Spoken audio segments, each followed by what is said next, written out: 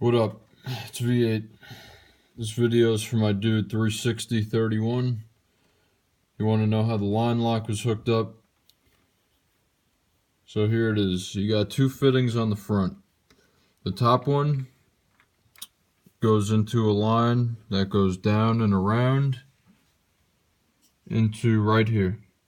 And then on the other side right here, that one goes around to the other side and it goes to that fitting on the master cylinder. Okay? And then on this fitting right here, this goes down and around to that fitting on the ABS. And then behind that right here, that fitting goes to this fitting right here on the other side of the master cylinder.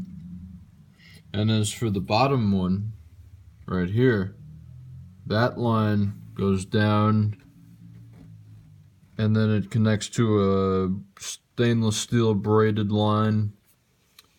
It goes down there, around, and it eventually goes to here. And from there, then it gets directed to the front brake lines.